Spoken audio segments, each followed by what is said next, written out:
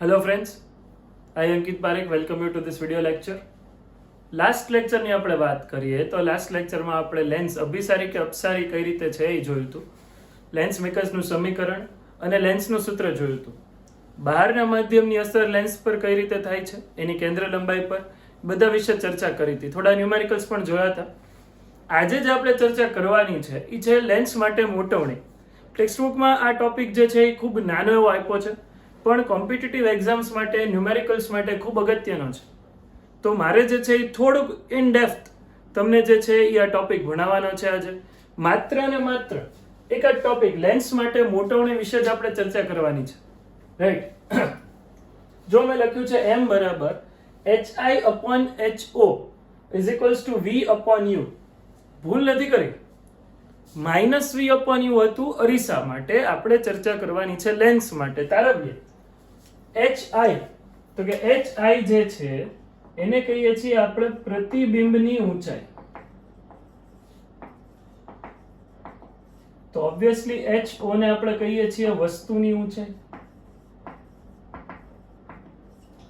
ઘણી બધી જગ્યાએ hi ની જગ્યાએ h ડેશ લખેલું હોય છે અને ho ની જગ્યાએ h લખેલું હોય છે, રાઈટ? સંજ્ઞા પદ્ધતિ ફોલો કરવાની જ છે. જો ધારો કે બહિર્ગોળ લેન્સ હું ડ્રો કરું, મેં તમને કીધું હતું એમ, બહિર્ગોળ લેન્સ માટે તારવણી ભલે કરીએ પણ આ લેન્સ માટે મોટવણીનું સૂત્ર છે, રાઈટ? એવું નથી કે એ સૂત્ર તમે અંતર્ગોળ લેન્સને નહીં લાગુ પાડી શકો કે બીજા કોઈ લેન્સને. દરેક લેન્સ માટે આ મોટવણી જે છે એ સાચી છે. હવે આ મોટવણીને ઇંગ્લિશમાં કહેવાય છે લેટરલ મેગ્નિફિકેશન.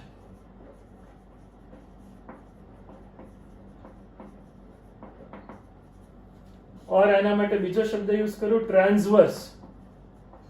કેમ આવું ચોખવટ કરી, ટ્રાન્સવર્સ ઓર લેટરલ? જો આ વસ્તુ જે છે એ અત્યારે અક્ષને લંબ રૂપે છે, a અને b. hi અને ho એ વસ્તુની ઊંચાઈ અને પ્રતિબિંબની ઊંચાઈ છે. hi પ્રતિબિંબની ઊંચાઈ, ho વસ્તુની ઊંચાઈ. જોઈએ, આમાંથી એક પ્રકાશનું કિરણ સમાંતર જવા દઈએ. જે કિરણ સમાંતર જવાનું છે એ બીજી બાજુના મુખ્ય કેન્દ્રમાંથી પસાર થશે તે 100% ની વાત છે. હવે તો કે બીજું પ્રકાશનું કિરણ આ ઓપ્ટિકલ સેન્ટરને પ્રકાશીય કેન્દ્ર કહીએ છીએ, જેમાંથી પસાર થશે, બરાબર, એ આર પાર નીકળી જવાનું છે.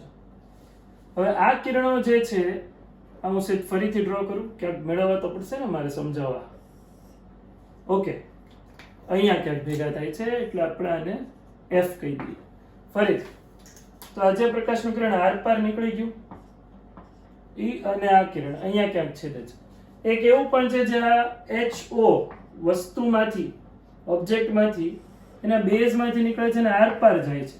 કેમ? તો કે અક્ષ પર છે ને, અને ઓપ્ટિકલ સેન્ટર પ્રકાશીય કેન્દ્રમાંથી પસાર થાય છે. આ બધા વિષયની ચર્ચા જે છે એ આપણે આગળના લેક્ચર્સમાં કરી છે. અગર તમને આ ન ખબર હોય કે કિરણો કઈ રીતે આમાં આગળ વધે છે તો પ્રીવિયસ લેક્ચર્સનું રિવિઝન કરી લ્યો તમે, જે મેં નીચે ડિસ્ક્રિપ્શન લિંકમાં લખીને આપ્યું છે. એના પર ક્લિક કરશો એટલે તમને બધા લેક્ચર લાઈનમાં મળશે. પાછા આવીએ આપણા ટોપિકમાં. ho પ્રકાશનું કિરણ આર પાર નીકળી ગયું. આ અહીંથી આમ જે સમાંતર કિરણ હતું એ મુખ્ય કેન્દ્રમાંથી પસાર થાય છે. તો અહીંયા ક્યાંક આપણને પ્રતિબિંબ મળે છે. હવે જુઓ, આ પ્રતિબિંબ જે છે એ વાસ્તવિક છે, ચત્તુ છે, બરાબર? એટલે માય મિસ્ટેક, વાસ્તવિક છે, ઉલટું છે. વસ્તુ ચત્તી હોય તો પ્રતિબિંબ એને ઉલટું મળે છે, બહિર્ગોળ લેન્સ છે. આના માટે જો હું વાત કરું તો hi જે છે હું ઋણ લઈશ.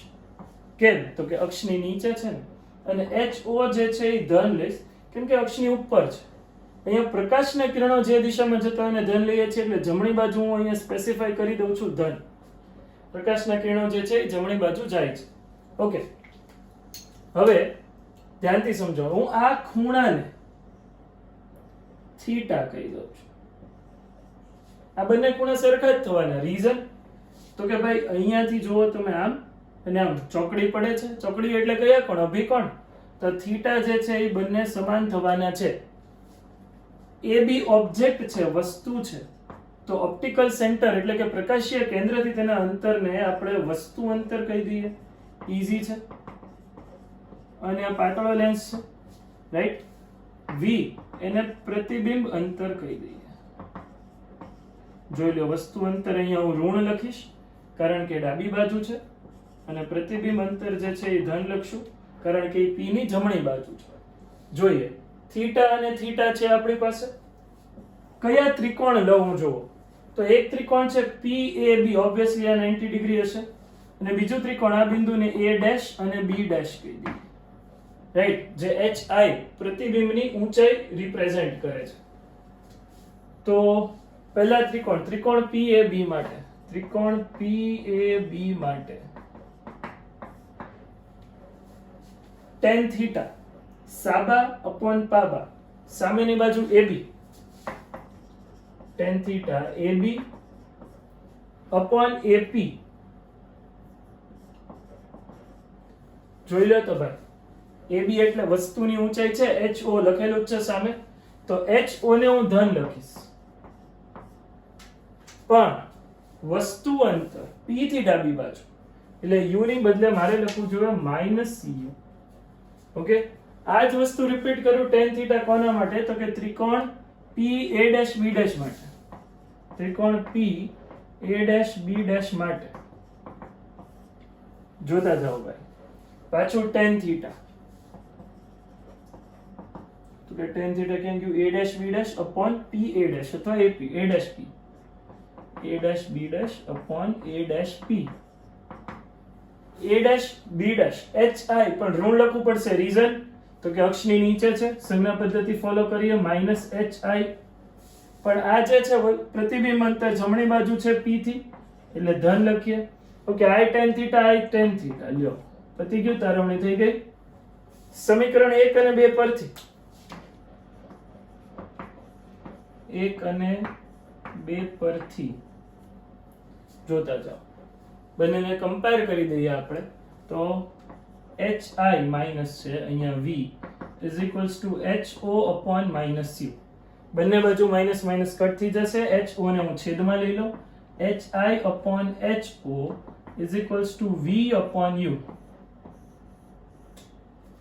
તો આ જે છે એ મોટવણીનું સૂત્ર આવ્યું. મેં તમને કીધું એમ કે આ લેટરલ મેગ્નિફિકેશન છે, બરાબર. મોટવણીને આપણે કહીએ છીએ લેટરલ મેગ્નિફિકેશન. ફરીથી રિપીટ કરું છું, તારવણી મેં ઉપયોગ કર્યો છે કયા લેન્સ માટે, બહિર્ગોળ લેન્સ માટે, પણ દરેકે દરેક પ્રકારના લેન્સમાં આ સૂત્ર સાચું છે. જ્યારે આપણે દાખલામાં ગણતરી કરશું ત્યારે ફરીથી એમાં સંજ્ઞા પદ્ધતિનો ઉપયોગ કરશું, કિંમતો મૂકતી વખતે 2-3 દાખલા કરશું એટલે તમને આઈડિયા આવશે. ફ્રેમમાંથી હું થોડો દૂર જતો રહું છું, તમે લખી લો, નહીં તો સ્ક્રીનશોટ લઈ લો એટલે તમને ઈઝી રહે પછી ક્લાસ નોટ્સ બનાવવા માટે. જોઈ લો. Okay, fine. આગળ વધીએ. લેન્સ માટે મોટવણીમાં જ તો કે અલગ અલગ લેન્સ માટે મોટવણી અલગ અલગ હોવાની જોઈ લો તમે. જેમ કે અહીંયા વાત કરું બહિર્ગોળ લેન્સ અને અહીંયા વાત કરું અંતર્ગોળ લેન્સ.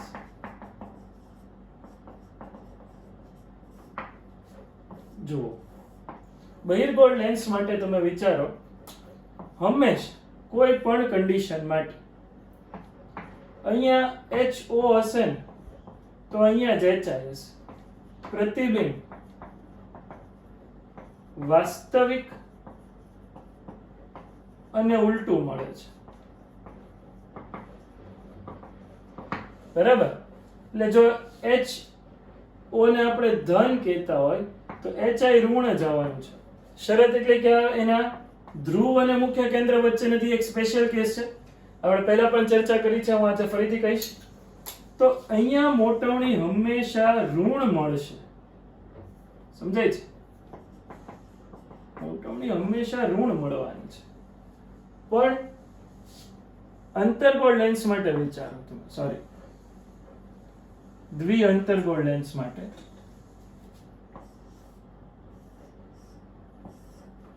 આના માટે વિચારો.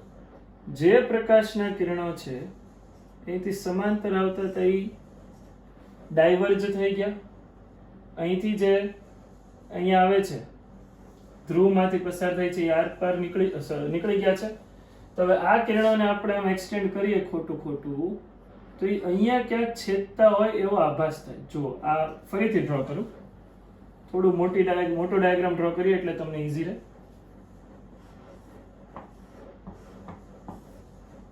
અહીંયા જે છે આ વસ્તુ છે, આ પ્રકાશના કિરણો ડાયવર્જ થઈ ગયા, અને ખોટું ખોટું એક્સટેન્ડ કરો પાછળ તો અહીંયા ક્યાંક છેદતા હોય એવું લાગે, રાઈટ? તો આ જે છે એ તમારું વસ્તુ અંતર છે, ઓબ્જેક્ટ છે. આ ઇમેજ છે, પ્રતિબિંબ અંતર. આ જુઓ HO અને HI. તો આમાં HI વસ્તુની સામે જે મળતું પ્રતિબિંબ છે એની ઊંચાઈ. પ્રતિબિંબ હંમેશા આભાસી, ચત્તુ અને વસ્તુ કરતા નાનું મળે છે.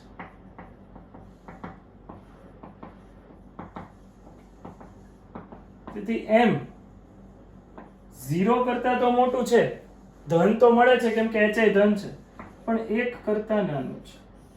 એટલે m આની મોટવણી જે છે એ 0 અને 1 ની વચ્ચે રહે છે. કોના માટે? અંતર્ગોળ લેન્સ માટે. બરાબર? આ જે વાત કરી કોના માટે વાત કરી? બહિર્ગોળ લેન્સ માટે. બહિર્ગોળ લેન્સનો એક સ્પેશિયલ કિસ્સો આપણે જોઈ લઈએ. બહિર્ગોળ લેન્સના સ્પેશિયલ કિસ્સા માટે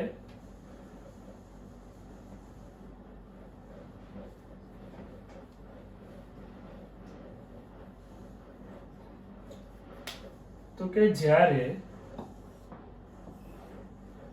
વસ્તુ જે છે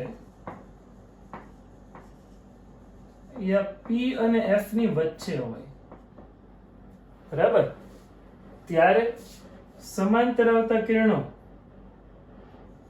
અહીંયા જે કિરણ સમાંતર આવે છે એ મુખ્ય કેન્દ્રમાંથી પસાર થાય છે બીજી સાઈડ, બરાબર, અને F1 અને F2 કહી દઈએ.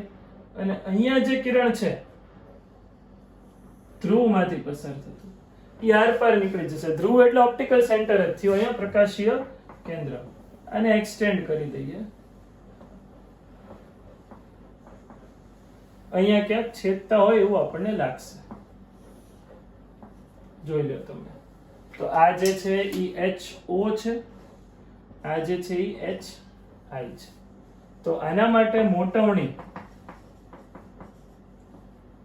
m greater than 1 મળશે. વસ્તુ નું પ્રતિબિંબ આભાસી, ચત્તુ અને વસ્તુ કરતા મોટું છે. બહુ કન્ફ્યુઝ થવાની કોઈ જરૂર નથી. સમજો, જે કિસ્સામાં પ્રતિબિંબ આપણને જે છે ઉલટું મળે એમાં મોટવણી ઋણ મળવાની છે. જે કિસ્સામાં પ્રતિબિંબ આપણને ચત્તુ મળે એમાં મોટવણી ધન મળશે. જો પ્રતિબિંબ વસ્તુ કરતા મોટું હોય તો મોટવણી 1 કરતા વધારે હશે, ને જો પ્રતિબિંબ ચત્તુ અને વસ્તુ કરતા નાનું હોય તો મોટવણીની કિંમત 0 અને 1 ની વચ્ચે છે. અરીસા વિશે પણ આપણે ભણ્યા જ છીએ. તો આ જે છે એ તમે ખાસ લખી રાખજો, બરાબર? આગળ વધીએ. સ્પેશિયલ સૂત્રો મોટવણી માટે.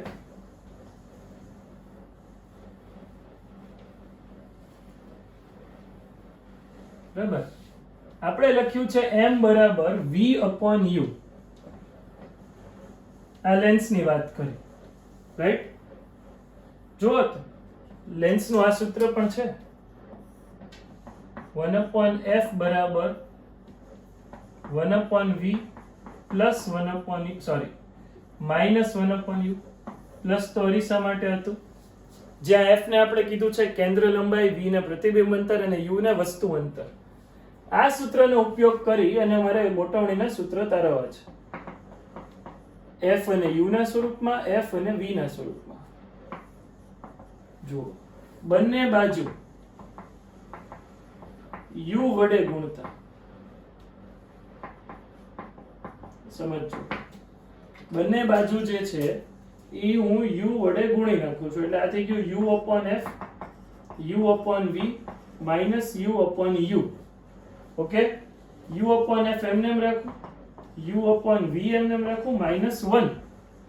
આ u upon v ને આપણે સૂત્રનો કરતા બનાવીએ એટલે આને આ સાઈડ લઈએ. u upon f +1 is u upon v. જોવો તો ભાઈ અહીંયા લખાશે u plus f upon f is equals to u upon v. મોટવણીનું સૂત્ર વાંચો, v upon u છે, તેથી v upon u આમ જવા દઈએ, નીચે જવા દઈએ તો આ થઈ ગયું f upon u plus f કે f plus u. તો આ જે છે એ મોટવણીનું સૂત્ર બનશે. કયા સ્વરૂપમાં? v અને f અને u ના સ્વરૂપમાં. m બરાબર f upon f plus u. આ સૂત્ર જે છે એ લેન્સ માટે મોટવણીનું સૂત્ર બન્યું. અરીસા માટે આવું સૂત્ર તારવેલું છે જેમાં આવતું હતું f upon f minus u. Okay, હવે આપણે જોઈએ બંને બાજુ v વડે ગુણતા. બરાબર, બંને બાજુ આપણે v થી ગુણી નાખીએ તો શું થશે? તો બહુ ઈઝી છે ભાઈ. v upon f, v upon v, v upon u. Okay, v upon v. બોલ્યો સાચું, પ્રિન્ટિંગ મિસ્ટેક થઈ ગઈ. 1 minus v upon u. અને આ સાઈડ લઈ લઈએ v upon u, 1 minus v upon f. ચાલો આ મોટવણી જ છે, f minus v upon f. યાદ કરાવું તમને, અરીસા માટે આપણે f અને v ના સ્વરૂપમાં જે મોટવણીનું સૂત્ર તાર્યું હતું ને આવું જ હતું. રાઈટ, સૂત્ર સરખા છે, કોન્સેપ્ટ બંને અલગ જ છે. મોટવણી f minus v upon f, આ મોટવણી થઈ f upon f plus u.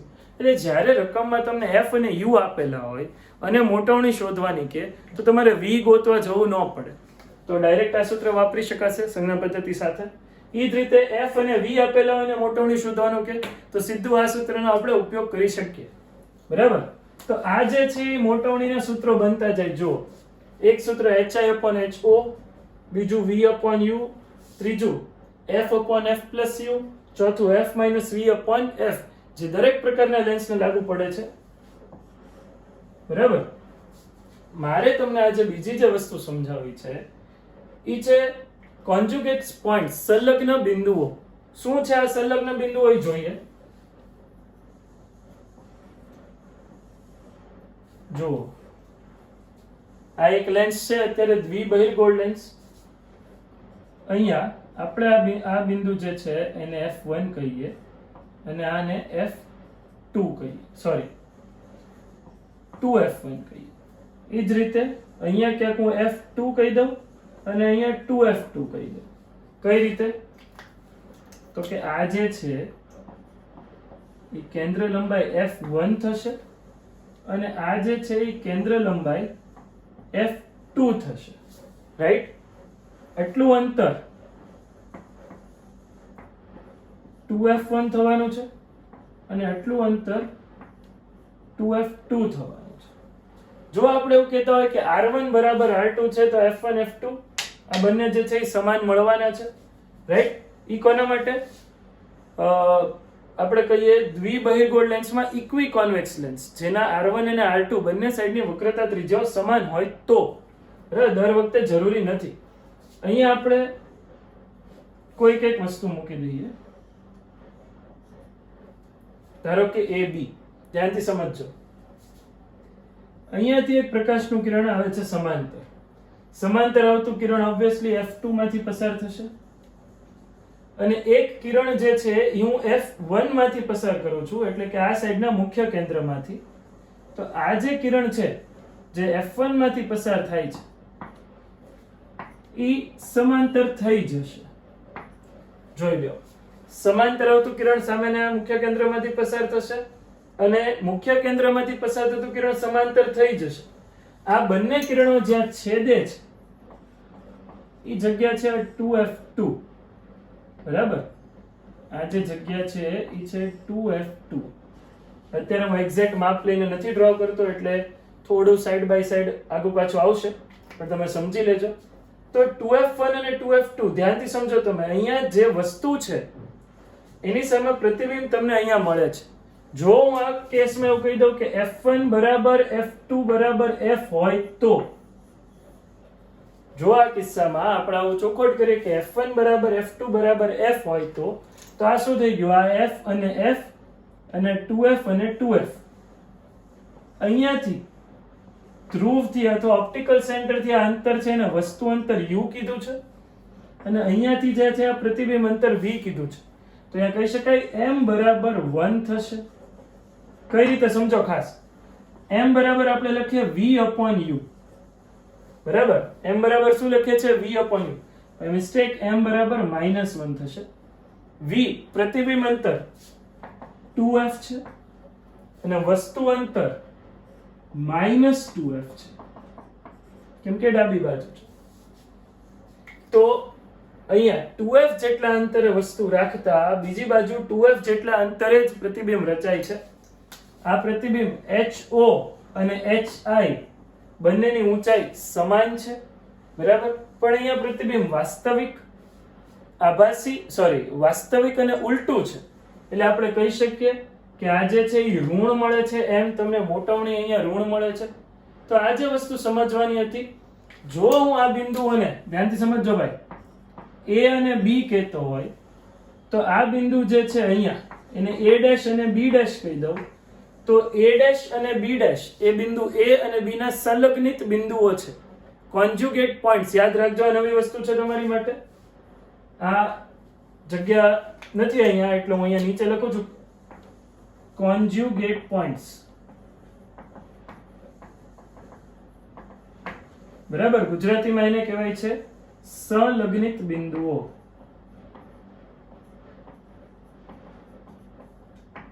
કોને? A અને B ના સંલગ્નિત બિંદુઓ છે A' અને B'. આ વસ્તુ જે છે એ તમારે યાદ રાખવાની છે. ચાલો આગળ વધીએ આપણે. આ બધા જ જે છે એ અહીંયા સુધીના મોટવણીના સૂત્ર છે. એના ઉપરથી મારે એક મોટવણીનું એક્સ્ટ્રા સૂત્ર કરાવવું છે. આ રબ કરી દઉં છું.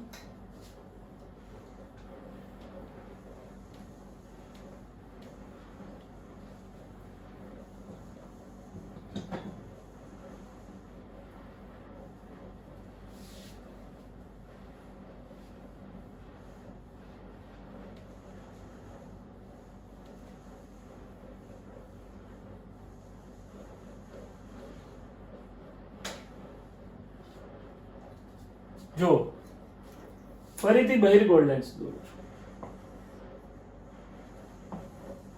બરાબર? આ ધ્રુવ અથવા આપણે કહીએ ને ઓપ્ટિકલ સેન્ટર, ઓબ્જેક્ટ જેની હાઈટ કહી દઈએ HO, જેમાંથી એક પ્રકાશનું કિરણ પેરેલલ આવવા દઈએ છીએ સમાંતર, અક્ષને સમાંતર. અહીંથી ક્યાંકથી પસાર થશે F મુખ્ય કેન્દ્રમાંથી, અને એક પ્રકાશનું કિરણ જે છે એ અહીંયા આ સાઈડના, આને હું F2 કહેતો હોય અને F1 કહેતો હોય, પસાર થવા દઉં તો એ અહીંયા પેરેલલ થઈ જશે. જોઈ લો તમે. અને તમને જે છે એ પ્રતિબિંબ અહીંયા ક્યાંક મળશે. અને એક્સટેન્ડ કરી દઉં. ઓકે? આ HO, આ HI. P થી F1 ના ડિસ્ટન્સને, P થી આ જે F1 નું ડિસ્ટન્સ છે એને કહીએ છીએ F1. P થી F2 ના ડિસ્ટન્સને આપણે કહીએ છીએ F2. બરાબર? બીજી સાઈડની કેન્દ્ર લંબાઈ. ઓકે. P થી વસ્તુના અંતરને, ઓબ્જેક્ટના અંતરને આપણે કહીએ છીએ U, વસ્તુ અંતર.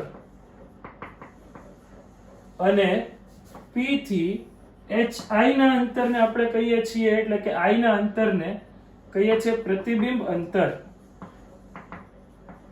બરાબર? V. હવે તમે સમજો, જો હું F1 થી O ના અંતરને x1 કહેતો હોય તો ક્લિયરલી દેખાય છે કે x1 વત્તા f1 કરું તો u મળે. u બરાબર x1 વત્તા f1. એ જ વસ્તુ v આ ટોટલ છે, આ f2 છે. આ અંતરને જો હું x2 કહી દઉં તો f2 વત્તા x2 કરું તો v મળે. હવે સમજો, f1 માં x1 ઉમેરો તો u બને છે, F2 માં x2 ઉમેરો તો v બને છે. તો અહીંયા x1 ને કહેવાય છે એક્સ્ટ્રા ફોકલ ઓબ્જેક્ટ ડિસ્ટન્સ. ગુજરાતીમાં એને એમ જ કહે છે એક્સ્ટ્રા ફોકલ વસ્તુ અંતર.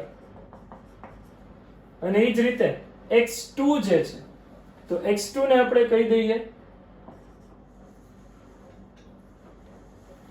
અહીંયા રબ કરી દો, x2 ને કહીએ એક્સ્ટ્રા ફોકલ ઇમેજ ડિસ્ટન્સ, એટલે કે એક્સ્ટ્રા ફોકલ પ્રતિબિંબ અંતર.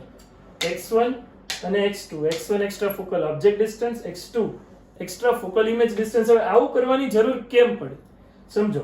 મોટાવણીનું સૂત્ર શું છે તો કે m બરાબર hi/ho, પ્રતિબિંબની ઊંચાઈ છેદમાં વસ્તુની ઊંચાઈ. આ ho છે, સામે hi છે. અહીંયા આ પણ ho જ થશે. એવી રીતે અહીંથી અહીંયા બિંદુને p રાખીએ, એટલું hi થશે. ધ્યાનથી જોજો. હવે હું કયા ત્રિકોણ લઉં છું જુઓ. આ ખૂણાઓને હું આલ્ફા કહી દઉં. આલ્ફા અને આલ્ફા અભિકોણ છે, સમાન જ થવાના છે. આ બિંદુને સપોઝ m કહી દઈએ, આ બિંદુને a કહી દઈએ, આ ઓબ્જેક્ટ પાસે નામ આપી દઈએ ab અને આને નામ આપી દઈએ a1 b1. ઓકે, હવે ત્રિકોણ જુઓ. ત્રિકોણ છે f1ab જેમાં tan આલ્ફા.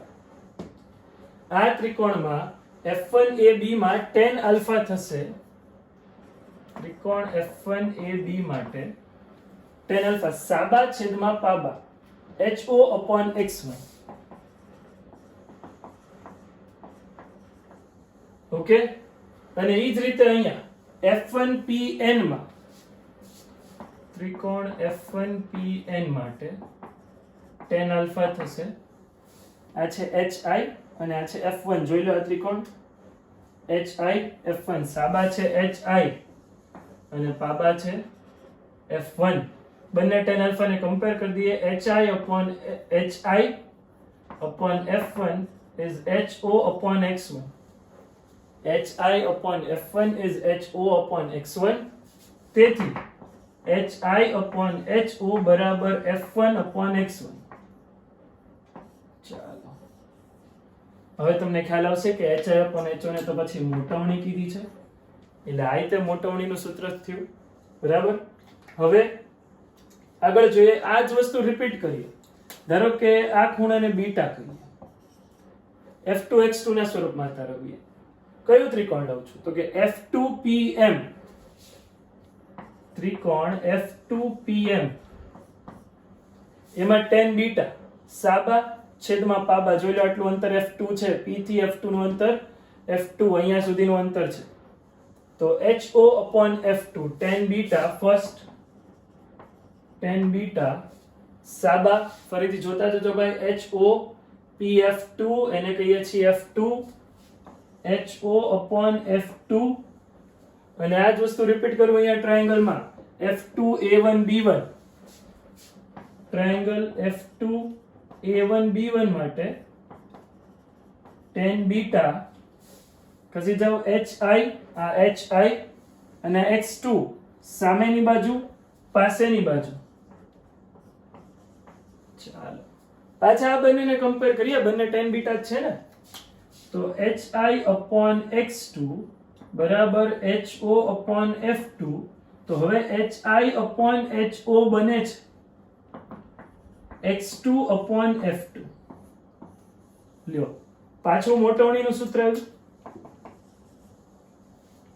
પાછું જે આ સૂત્ર છે એ મોટવણીનું સૂત્ર બને છે.